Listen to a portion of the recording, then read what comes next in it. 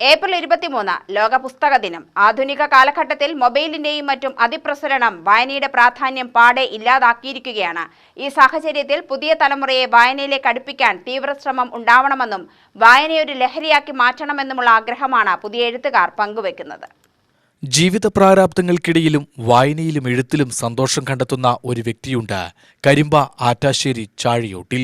സാഹിത്യരചനയിൽ സമയം ചിലവിടുന്ന ചാഴിയോട് മുളിച്ചിയിൽ സന്തോഷ് കുമാർ എന്ന 46-കാരൻ.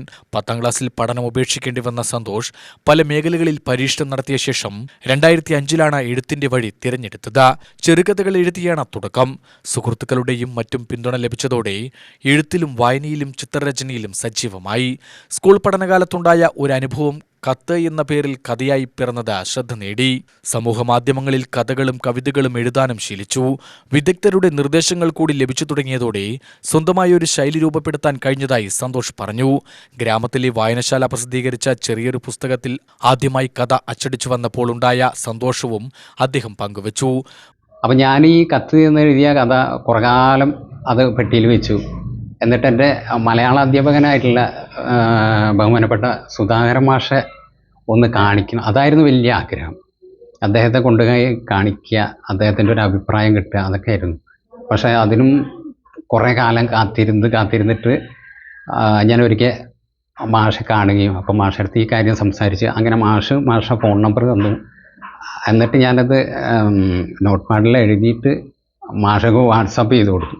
അപ്പോൾ മാഷ് പറഞ്ഞു, സന്തോഷം എഴുതാനുള്ള കഴിവുണ്ട്, കാര്യങ്ങളൊക്കെ ഉണ്ട്, അപ്പോൾ നന്നായിട്ട് കുറേ വായിക്കണം എന്നൊക്കെ പറഞ്ഞിട്ട് മാഷ് കുറേ ഉപദേശങ്ങൾ തന്നിട്ടുണ്ടായിരുന്നു. ഏറ്റവും കൂടുതലായിട്ട് ഇന്ന് ഞാൻ എഴുതുന്നതിൽ എൻ്റെ കഥകളിൽ അധികം ഈ പഴമ നിലനിർത്തിക്കൊണ്ടാണ് ഞാൻ എഴുതാറ്. കാര്യം നമ്മുടെ കുറേ സംസ്കാരങ്ങൾ മൺമറഞ്ഞു പോയിട്ടുണ്ട്. അപ്പോൾ ഇന്നത്തെ തലമുറകൾക്ക് അത് അത്ര ഒരുപക്ഷെ വിശ്വസിക്കാൻ പോലും പ്രയാസമായിരിക്കും. ഇവിടെ നമ്മുടെ നാടുകളിൽ ഒരു ദളിത് സമൂഹം സംസാരിച്ചിരുന്ന ഒരു രീതിയുണ്ട്, അവരുടെ ഭാഷകളും സംസാര രീതിയൊക്കെ ഉണ്ട്. അതൊക്കെ ഞാൻ എൻ്റെ കഥകളിലും ഉൾപ്പെടുത്താറുണ്ട്.